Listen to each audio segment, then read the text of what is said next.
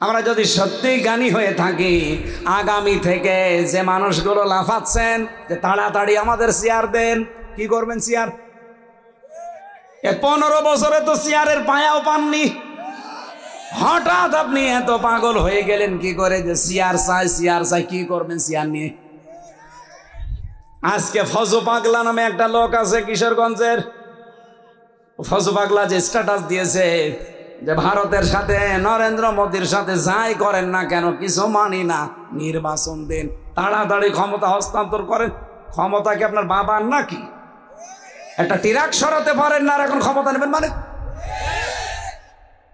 যেভাবে চলছে চলুক, আগে সংস্কার হবে, পরিবর্তন হবে। এই 1628 জন যারা দায়িত্বে ছিল, একটা জালেম আর জালেমের দোসর যেন চেয়ারে না থাকে।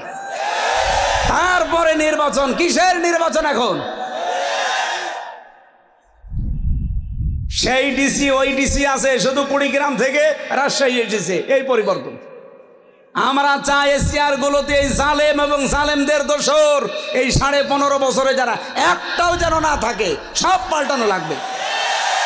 আমিরে জামাত ডক্টর শফিকুর রহমানের এই একটাই ঘোষণা, কথা বলছে না কেন? এটা না দিয়ে আবার দেবেন, এই দিনের ভোট রাতে হয়ে যাবে। এক লোক বিবাহ করে কেবল বাসর রাতে বউ রেখে বিড়ি খেতে গেছে বাইরে, হঠাৎ করে স্বামীর বোন এসে বলছে, ভাবি তুমি কি করবা জানি না, আমার কিন্তু ভাতিজা চাই। ঠিক আছে, আমার সময় দিবা না? কিছুক্ষণ পরে এসেছে এই বরের ভাই, বলছে ভাবি কি করবা জানি না, আমাদের কিন্তু ভাতিজা চাই, ছেলে হোক মেয়ে হোক আমাদের লাগবে। ঠিক আছে, তোমার ভাই তো এখন বাইরে, সময় দিবা না? কিছুক্ষণ পরে দাদি শাশুড়ি এসে বলছে, নাতি বউ কি করবা জানি না, আমাদের কিন্তু পুতি চাই। শাশুড়ি এসে বলছে, কি করবা জানি না, আমার কিন্তু নাতি চাই। কিছুক্ষণ পরে স্বামী এসেছে, বলছে বউ আমি ঘুমালাম, কি করবা জানি না, আমার কিন্তু ছেলে চাই। বলছে তোমার বংশ কি সব পাগলের বংশ? কেবল বিয়ে হয়েছে আর তুমি বিড়ি খাওয়ার জন্য বাইরে, আর এখন ঘুমিয়ে পড়বা? কেউ চাই নাতি, কেউ চাই পতি, কেউ চাই ভাতিজা, আমি কি ডাউনলোড করে নিয়ে আসবো? আমার 10 মাস 10 দিন সময় দেওয়া লাগবে না? এক কথা বলছে না কেন? এখনো তো 10 মাস 10 দিন হয়নি, কেবল চলছে 7.5 মাস। এক কথা বলেন না কেন? হ্যাঁ, আপনারা যান, আমরাও চাই, অসুবিধা নেই। যেই যাক সামনে তারা যেন আয়াতানে লামে তাকিদের কথা মনে রাখে, কারণ তাকিদ হামজার না, তাকিদ রুহুল আমিনের না, কার? আল্লাহ বলেন অবশ্যই এর ভেতরে শিক্ষা আছে যারা জ্ঞানী তাদের জন্য। সুতরাং যারা আগামীতে চেয়ারে বসবেন, সিদ্ধান্ত নিয়ে বসবেন, যদি এরকম স্বৈরাচারী কাজ কারবার কিছু করেন না, 5 বছর পরে আপনার বাড়িও ঠিক হানিফের মতো শ্মশান হয়ে যাবে। কিন্তু করবে কে? না না, কেউ জানে না। ফাকুতিয়া এর কোনো কর্তাই জানা নেই। আমি আশা করছি সাবধান হবেন। সামনে যারা আসেন, কে আসবেন আমরা জানি না, যারা আসেন আমাদের কোনো অসুবিধা নেই, কিন্তু আপনি জালেম হয়ে না যান। জালেম হয়ে গেলে কিন্তু ছাত্র জনতা ঘুমিয়ে পড়বে না, কথা বলেন ঠিক কিনা? আমার ভাইরা, নবীজিকে আল্লাহ যে সান্ত্বনা দিলেন, আপনাকে আমি আল্লাহ কিন্তু ছেড়ে দেয়নি, আপনাকে আমি ত্যাগও করিনি, আপনার উপরে আমি আসলাম অসন্তুষ্ট না। এখান থেকে সিলালিল কোরআন থেকে আমি বারবার বলছি, কারণ জেলখানার ভেতরে 3 বছর আমার কোনো বই পড়তে দিত না বাইরে থেকে, শুধু আজহার সাহেব যা দিত ওইটা বাদ দিয়ে। কারারক্ষীরে মাঝে মাঝে বলতাম, ভাই 3 বছর হয়ে গেল এই যে কারারক্ষী, তাও হিন্দু আসতো, দেবদুলাল, সুব্রত বালা, এ ছাতা, ও আলেমও বোঝে না জালেমও বোঝে না। ওনারে বললাম ভাই সবসময় তালা লাগিয়ে রাখেন, এই ফাঁসির কন্ডেম সেলের ভেতরে একটু বই দিতে পারেন না? ও বই নিয়ে এসেছে বঙ্গবন্ধুর আত্মজীবন, ছাতা, ভালো বই নিয়ে আসতে পারেন না? হুজুর আগামী সপ্তাহে আমার ডিউটি উঠবে, আমি ভালো বই নিয়ে আসবো। নিয়ে এসেছে বঙ্গবন্ধুর চীন সফর, আর বই নেই। হ্যাঁ, আমি লাইব্রেরিতে যাব, লাইব্রেরিতে নিয়ে এসেছে বঙ্গবন্ধুর ছেলেবেলা। তোর বই নিয়ে আসার দরকার নেই ভাই, তুই যা। পরে দেখি একজন মুসলমান কারারক্ষী, আশরাফুল, ও সাতক্ষীরায় বাড়ি, ওরে বললাম ভাই অন্তত আপনার এখানে তো আশরাফুল লেখা আছে, আপনি তো আর ওই দেবদুলালের মতো না, তো অন্তত এক কাজ করেন এটা তাফসিরে নিয়ে দিন আমার। আল্লাহর ইশারা ও পরের দিন 2টা তাফসির নিয়ে এসেছে, আমি যেই 2টা সবচাইতে বেশি ভালোবাসি, তাফসিরে ফি জিলালিল কোরআন আর তাফসিরে তাফহিমুল কোরআন। এই সময় পেয়েছিলাম বিস্তর, এই জন্য রেফারেন্সগুলো এখান থেকে দিচ্ছি, কারণ পড়েছি এই 2টা বেশি বেশি, বাকিগুলো তো পড়তেও দেয়নি, সময় পাইনি। মুসা আলাইহিস সালামের একটা ঘটনা আয়াতের সাথে মিল করে তাফসিরে মুফাসসিরে বোঝাতে চেয়েছেন, বাস্তব। এইদিকে তাকান, নাকি শেষ করে দেব? আর 15-20 মিনিট থাকা যাবে না? না, 12:30 হলে আবার তাহাজ্জুদের সময় চলে আসবে, আমার আবার নামাজ পড়া লাগবে না, আমি খুব তাড়াতাড়ি করবো ইনশাল্লাহ, যত তাড়াতাড়ি পারি। আল্লাহ রাব্বুল আলামিন হযরতে মুসা আলাইহিস সালাম তিনি 23 বছর বয়সে কিন্তু মিশর ছেড়ে চলে গিয়েছিলেন মাদায়েন। কত বছর বলেন বলেন? আপনি বাংলাদেশের দিকে তাকান, যেই মানুষগুলো এই স্বৈরাচার হাসিনাকে বিদায় দিয়েছে, এই ছাত্র ছাত্রী ভাইদের বয়স বেশিরভাগ ছিল 22-23। কথা বলেন না কেন? হযরত মুসা যখন ফিরে আসলেন মিশরে, সঙ্গে সঙ্গে আমার আল্লাহ ডাক দিয়েছেন, ওয়া আনা খাতারতুকা ফাসতামি' লিমা ইউহা। এ মুসা, তোমাকে আমি আমার আল্লাহর জন্য, আমি নিজের জন্য নির্বাচিত করেছি, মনোনীত করেছি, তোমাকে আমার জন্য আমি বানিয়েছি। ইন্নানি আনাল্লাহ, অবশ্যই আমি আল্লাহ, লা ইলাহা ইল্লাহু, আমি ছাড়া কেউ নেই, ফাবুদনি, আমার ইবাদত করো, ওয়া আকিমিস সালাতা লিযিকরি, আমার স্মরণের জন্য নামাজ পড়ো। চলছিল বেশ কয়েকদিন এভাবে। আল্লাহ রাব্বুল আলামিন সঙ্গে সঙ্গে তাকে ডাক দিয়েছেন, ইযহাব ইলা ফিরআউনা ইন্নাহু তাগা। এ মুসা, ফেরাউনের কাছে যাও, সে তগুত হয়ে গেছে। কি হয়েছে বলেন বলেন? সে সীমা লঙ্ঘন করে ফেলেছে, তার কাছে যাও। এই যে এর আগে যে সরকারটা ছিল, তারাও কিন্তু তগুত হয়ে গিয়েছিল। কারণ তগুত হওয়ার জন্য প্রথম 2টা কাজ করা লাগে। 1 নম্বরে নিজে আল্লাহর বিধান মানে না, অন্য কেউ মানবে, মানতেও দেয় না। এরকম করেছিল না দেশে? নিজেরা আল্লাহর বিধানগুলো মানতো না, কেউ মানবে, মানতেও দিত না। 2 নম্বরে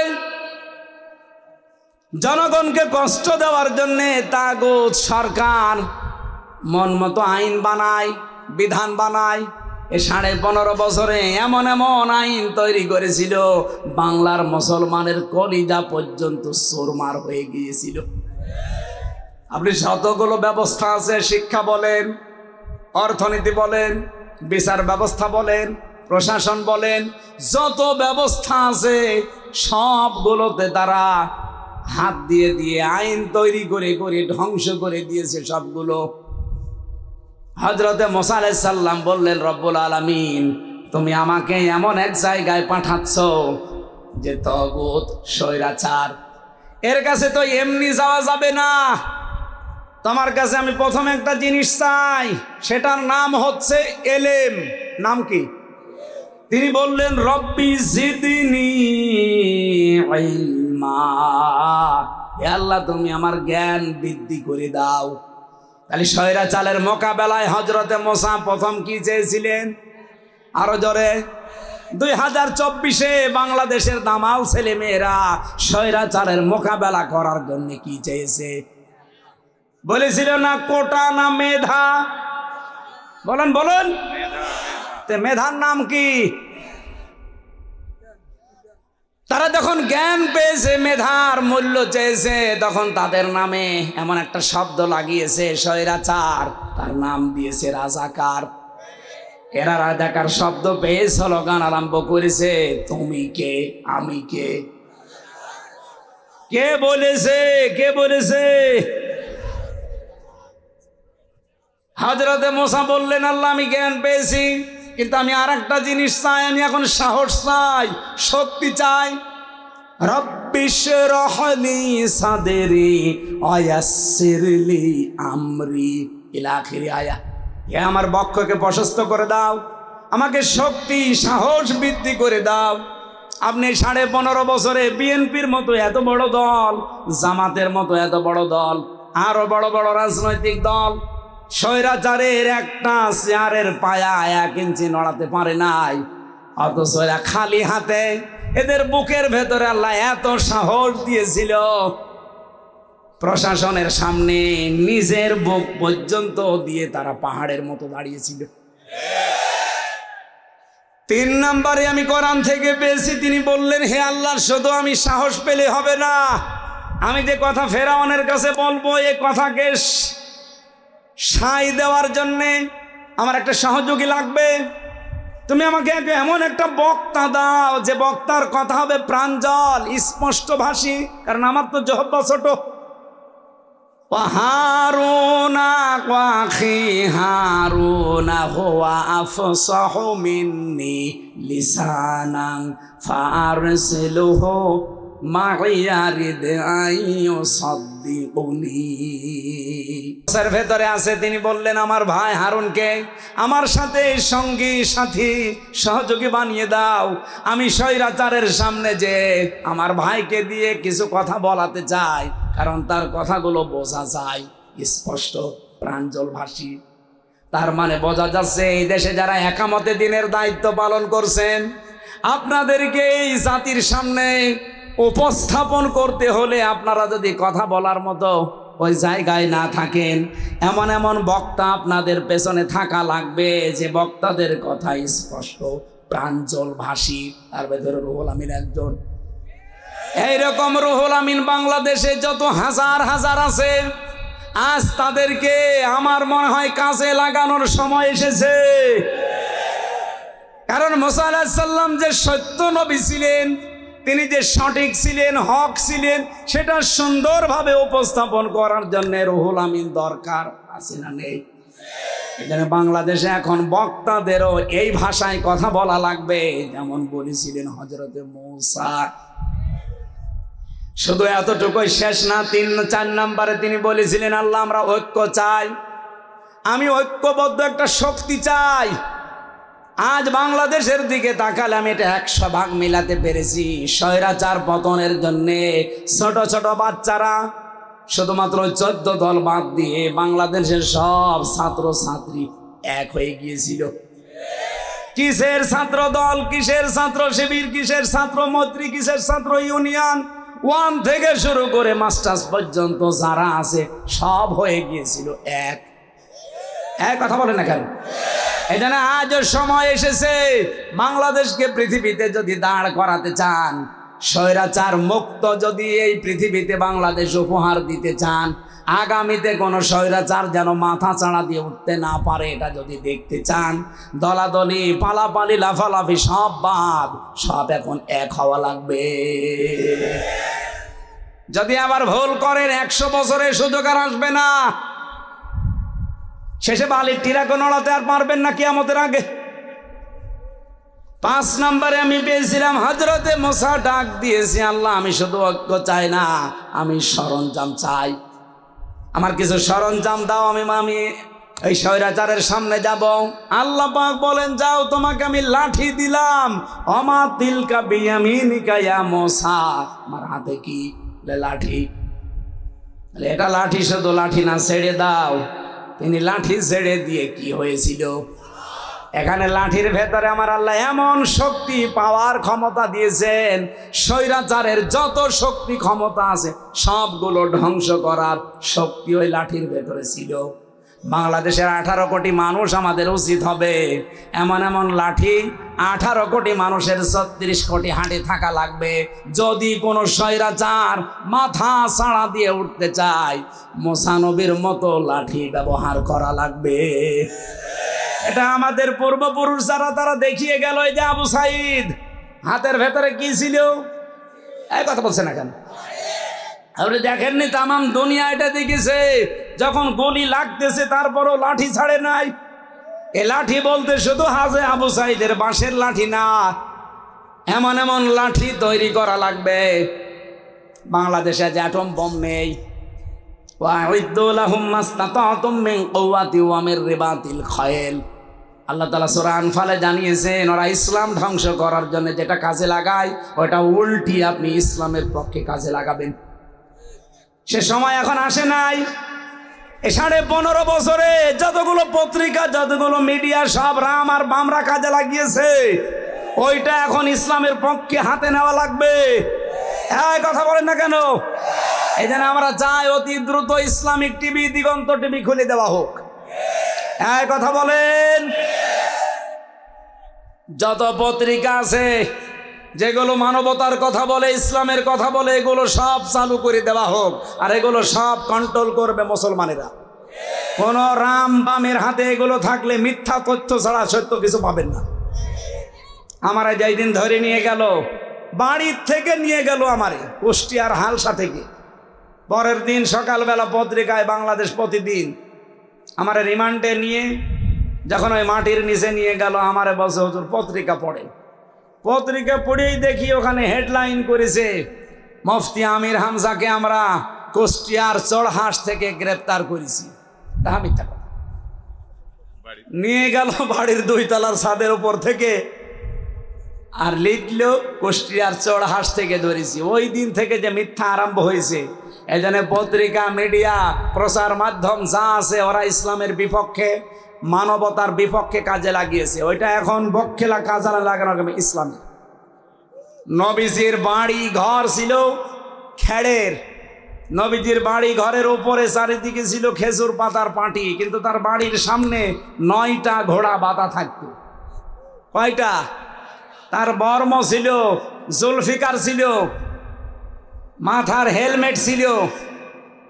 পাকিস্তানে অ্যাটম বোম আছে, ভারতে আছে, বাংলাদেশে থাকবে না মানে? এই 54 বছরে যদি আমরা সত্যি লাঠির মতো লাঠি বানাতে পারতাম, দাদা আজকে যেমন হাত জোড় করছে 54 বছর আগে আমাদের সামনে হাত জোড় করত।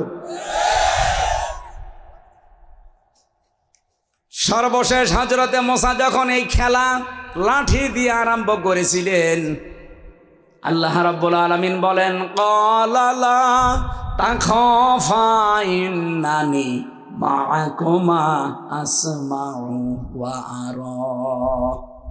হে মুসা, তুমি কি মনে করো এই অলিক লাঠিগুলো, অলিক এই জাদুঘরের এই জাদু সাপ বিচ্ছুগুলো দেখে মানুষ হিসাবে তুমি ভয় পেয়ে গেছো? তুমি কি মনে করছো ময়দানে ছেড়ে দিয়ে আমি আল্লাহ কিছুই বুঝি না, কিছুই জানি না, দেখি না? আসমাউ, আমি সব শুনতে পাচ্ছি, ওয়া আরা, আমি সব দেখতে পাচ্ছি। মুসা আলাইহিস সালামকে যদি আল্লাহ হাজার হাজার বছর আগে এই কথাগুলো জানাতে পারে, মুসা নবী যা চেয়ে নিয়েছিলেন ওগুলো আমার নবী চাওয়া লাগে নাই, চাওয়ার আগে আল্লাহ নিজেই তাকে দিয়ে দিয়েছেন। 2 নম্বরে হযরতে মুসা যেটা বলেছিলেন, রব্বিশ রাহলি সাদরি, আমার বক্ষকে উন্মুক্ত করে দাও, আমাকে সাহস দাও, শক্তি দাও, এটা তিনি চেয়েছিলেন। আর আমাদের নবী মুহাম্মদুর রাসূলুল্লাহকে আমার আল্লাহ নিজে এটা উপহার দিয়েছেন। আলাম নাশরাহ লাকা সাদরাক, হে নবী আমি কি আপনার বক্ষকে উন্মুক্ত করে দেইনি? আপনার বুকের ভেতরে কি সাহস আমি জোগাইনি? সুবহানাল্লাহ বলতে পারেন নাই? মুসা আলাইহিস সালামকে যেমন আল্লাহ বলেছিলেন আপনাকে আমি দেখতে পাচ্ছি, ময়দানে নামিয়ে আমি কিন্তু সব শুনতে পাচ্ছি, কোনো ভয় নেই, কোনো চিন্তা নেই, যে দায়িত্ব দিয়েছি আপনাকে নির্বাচিত করে আপনি পালন করেন। আমাদের নবী মুহাম্মদুর রাসূলুল্লাহকে আল্লাহ এই কথাই জানিয়েছিলেন 1500 বছর আগে। এই আয়াত যেহেতু এখনো কোরআনে আছে, নবীর উম্মত এখন আমরা যারা 100% খাঁটি উম্মত, কোনো ভয় করবেন না, কোনো চিন্তা নেই। আল্লাহ আমাদের ছেড়ে দেয়নি, আমাদের আল্লাহ ভুলেও যায়নি, আমাদের ওপর আল্লাহ অসন্তুষ্ট না। ওয়ালাল আখিরাতু খায়রুল লাকা মিনাল উলা, আমাদের পূর্বের চাইতে সামনে ভালো। এই গ্যারান্টি দিচ্ছে কে? আরো জোরে বলেন। সামনে আমাদের জন্য দিন অপেক্ষা করছে, সুতরাং সেই দিন দেখার জন্য আমরা আশায় আছি। এখন যদি আমরা ভুল করি কোনো সিদ্ধান্ত নিতে, আমি বললাম না 100 বছর পিছিয়ে যাবেন, এই জন্য আর ভুল করা যাবে না। আল্লাহ আমাদের ওপর অসন্তুষ্ট না, আমাদেরকে ছেড়েও দেয়নি। অবশ্যই দিন দিন এই দেশ সামনে মালয়েশিয়া সিঙ্গাপুরের মতো দাঁড়িয়ে যাবে। সিঙ্গাপুর ওরা মাছ বিক্রি করে খেত, কারণ চারিদিকে ওদের সাগর দেখলাম, শুধু একটা দ্বীপ। তারা যদি দাঁড়িয়ে যেতে পারে মালয়েশিয়ার মতো, মা এই বাংলাদেশের 5 ডবল বড় দেশটা, খালি পাম গাছ আর পাহাড়, এরা যদি দাঁড়িয়ে যেতে পারে তাদের সততার কারণে, এই দেশটাও দাঁড়িয়ে যাবে ইনশাআল্লাহ। আল্লাহ আমাদেরকে ছেড়ে দেয়নি ভাইরা, ভুলেও যায়নি। আমরা শুধু আমাদের যে ইমানের দাবি আছে, 1 মাস রোজা রেখে যে অর্জন করলাম তাকওয়া, এটা আমরা কাজে লাগাই। সামনে 12টা পার হয়ে গেছে, আমি আর কথা বলতে চাচ্ছি না। এখনও যে তথ্যগুলো লিখেছিলাম 1-1.5 ঘন্টা লাগবে সব বলতে গেলে। আমার তাহাজ্জুদ, ফজরের নামাজ, কালকে আবার মাহফিল 2টা আছে। আজকের মতো আমি শেষ করে দিলাম। আমিন।